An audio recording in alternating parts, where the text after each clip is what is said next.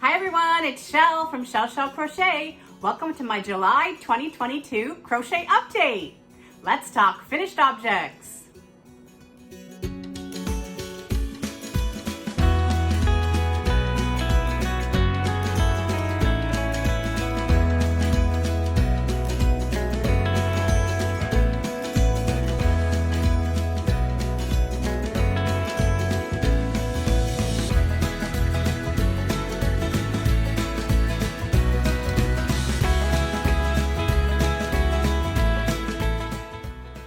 Hi everyone, it's Shell. How are you today? I hope you're doing well. Thank you for spending some time with me. Let's talk about what's been on and off the hook in July and one special acquisition. Okay, here we go. So I am going to pop up a picture here of a triangular shawl. It's modular. You make 4 triangles and you put it together. And I've had the picture for so long that I can't find the pattern anymore. I believe the pattern was originally available on Ravelry, and I think I heard about it many, many years ago from Hannah at Cozy Cottage Crochet. But I just basically worked this up from the picture itself. So I made 4 granny triangles, and then I sewed them together in a non-traditional way, I guess. And this is the result. So that's 2 of them. And then the other 2 are on the sides here. So it makes for kind of a cool shape, and a very user-friendly shape, I must say, in terms of it staying on in the front and in the back and over the shoulders. I popped on a live with Linda a little while back, and she was talking about having one that was like a granny square on the diamond on your back, and these 2 granny triangles put together is very similar, and it just hangs very nicely in the front as a result. And there's the little side point, I guess you could say, of the other triangles.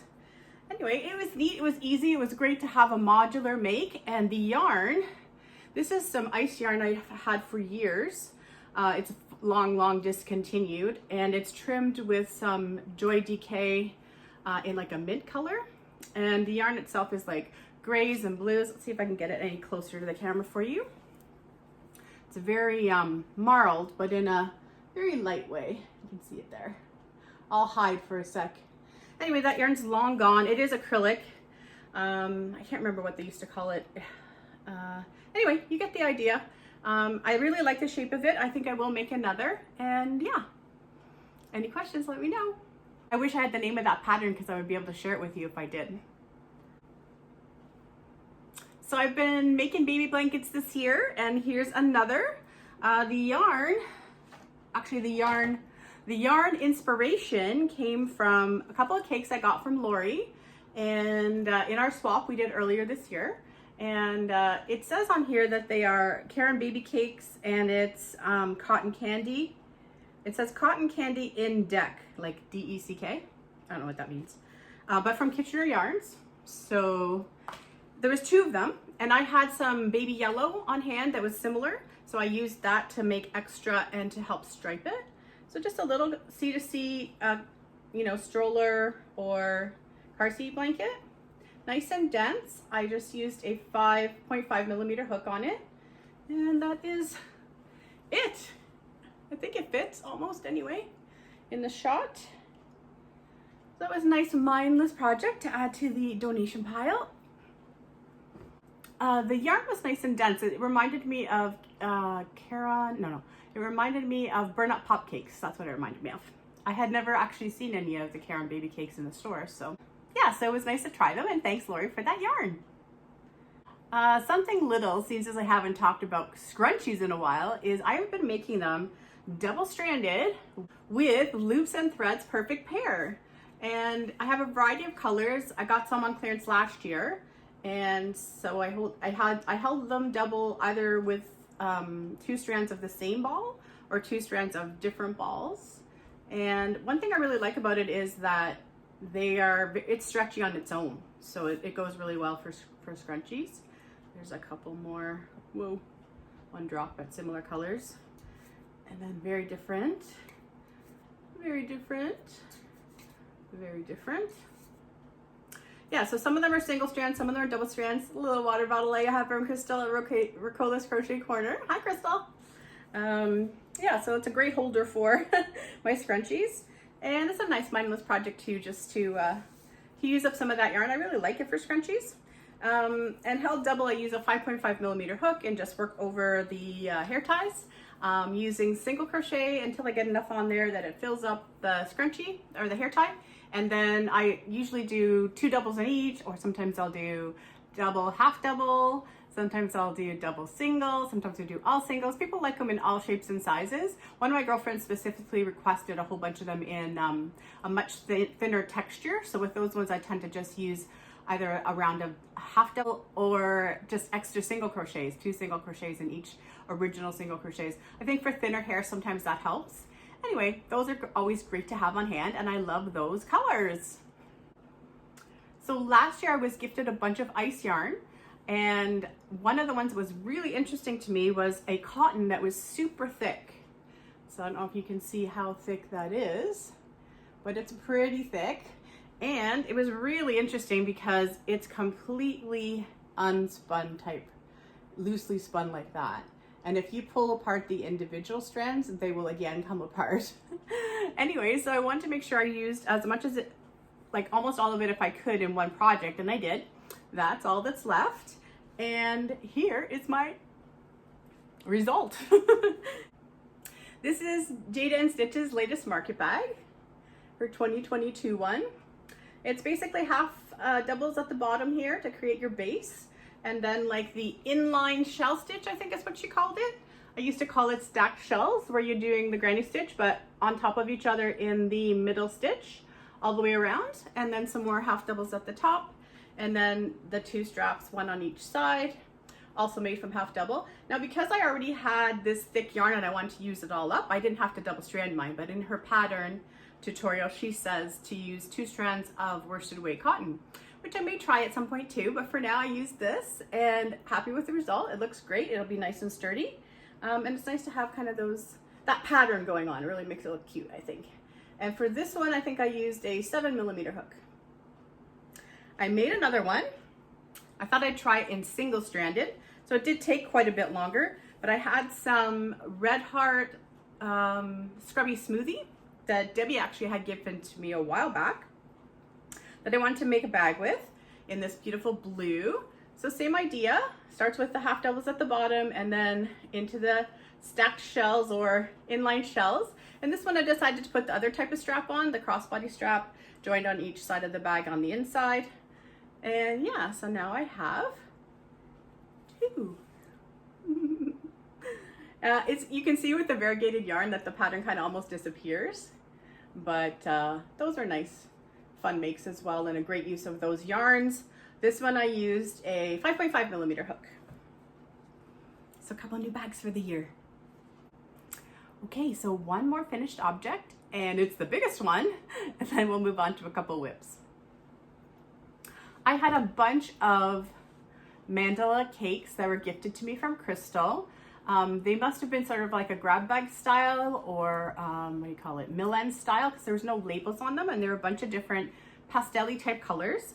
And I still had some skinny cakes from last year's, I think it was last year, maybe not, maybe even longer ago, from when they were on clearance the last time. So this Scrapghan, I'm calling it, is a throw size. It is double-stranded, and it is a bunch of those mandalas and 1 skinny cake that I separated out to make the color kind of move throughout.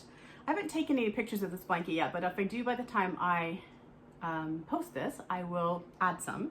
We'll see how much of it you can see here.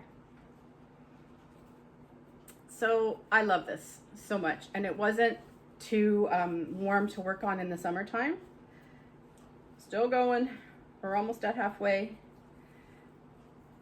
And I love all these bright colors and trying to spread it out. And as I was cutting the yarn and playing around with where the colors would go, I was thinking about Carrie Penny saying, the more colors in a Scrapghan, the better it looks. So that was my inspiration. And I'm really happy with how that turned out. So happy that I think I'm gonna make a bunch more. I got a little bit of math off this because it took about 1 skinny cake and about 4 I would say about 4 mandalas, because some were scraps, so I'm trying to roughly guess the amount, but in grams that comes to just under 1,000 grams. It comes around 850 or so. Between 800 and 900 grams is what went into this size. And like, I'm sitting on my couch. I know you can't see it all because of the shot, right? But if I put it up around my shoulders, it goes well onto the floor with lots of give. And I love this size for a throw, right? And so it's given me a good idea with some of the other skinny cakes. I tend to not always love making shawls out of 3-weight, although I've done a few this summer. I think they'll really look cool, and I think 4 will work. So if anyone's still out there finding skinny cakes on sale, or if you already got some, I think 4 skinny cakes would work really, really well, and I plan to make a couple more of these. I have a few blanket projects on the mind for the fall and winter, so we'll see how it all goes, but very happy with this one. And for this, I used an 8mm hook, double-stranded 3-weight acrylic. Any questions, let me know. Okay, so let's move on to some whips. Okay, so I'm gonna pop up a picture here of my one and only acquisition. I got a hot tip from Crystal that these carts were going on sale at Michael's, and I've wanted one for so long. It's here. You can see there's stuff on it, but the picture's easier for you to see it. I think in the picture I actually have a couple of project bags that are housing yarn for an upcoming requested project. And yeah, it's great because I do work out here in the living room quite a bit, and now I can kind of strategize, keep myself more organized. My neck light can hang off of it, my hook case can go in it, and I can kind of have variety, but without having chaos, which is really nice. And it was 20 bucks, can't beat that. So super happy with that. Thanks so much for the tip, Crystal. And I finally joined the community of having a crafting cart for my crochet. So let's talk about some whips now. There's one on here. For a long time now, I've wanted to I wanted to redo Jayda InStitches, I think 2018 calendar blanket, where she did this Victorian stitch sampler, but as a wrap. And so I did. And we are working now, let's see here, January, February, March, April, May. I just started May. So let's get the bottom first. This is going to be upside down in terms of how the stitches worked, but you'll get the idea. January stitch, the closed one is February stitch, ladies fan is May, and then we have April, and then I just started May, which is triangle trains. I remember that one. Anyway, this is Mandala, and if this has a label, it doesn't have a label. I had a few of these colors, so I wanted to go into a certain project, and I love how the colors are flowing. Actually heard Craig say something about mandala and dye lots, which I had no idea, because we don't see a ton of mandala in Canada. I mean, you have to go find it, and it's not cheap, so I just generally don't find it that often. But these were on clearance at Walmart, and anyway, I accumulated a few more of them, and there was more than one dye lot, so I was able to pull apart enough to have one dye lot for this project, which is kind of cool.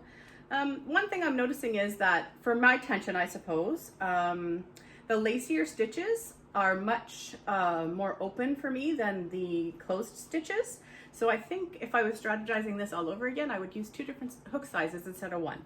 But once it's blocked, it'll be fine. And it's just meant to be like a rectangular wrap. So I think it'll all be really nice once it's done.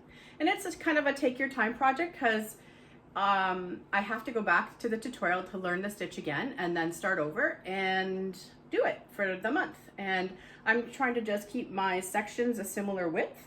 So the yarn will change as it changes, but I'm just doing each stitch for a similar width. And that's how it's looking so far. This one is a 5.5mm hook with this 3-weight Mandala acrylic. And yeah, I'm loving the look so far. I will do a modest blocking. I'm not gonna stress about it too much, but it will help even it out a little bit once it's done. Probably not gonna trim the edges. I think I'll just let it be what it is, but when I feel like having a little extra brain work to do, I can turn on the next tutorial and do another bit of it. So we'll see. I don't know, this might be into September before it's done, so we'll see. happy with that. This is another little whip, and it's little because I haven't been working on it much at all, but I don't think I had it started at the end of last month, and it will be a cover-up type thing, raglan style. It's the first time I've ever tried one like this. This is Caron from the Stitch Sessions, her pattern. You'd find it on her videos on YouTube, the Stitch Sessions. Her name is Caron. And yeah, so I've started that, and it is in Cotton Fair. Another reason why it's going to take me forever to do it. But this one is just the granny 2-stitch, so two doubles instead of 3, and you just work it in a raglan style, and eventually it will turn into a vest for me. It can be a pool cover, but it is mindless, it's tiny, and I don't care when it's done. It can be done next year. When I feel like working on it, I will. And yeah, so it's a cute pattern though. You should go have a look if you're interested in something like that. And finally, how about the monthly temperature blanket check-in for July? Wow. So we are 7 months into the year. Wow. Let's start at January and go through. I'm not going to talk about the specs or the way this is being done, other than say it's a weekly temperature blanket that I've been talking about all year.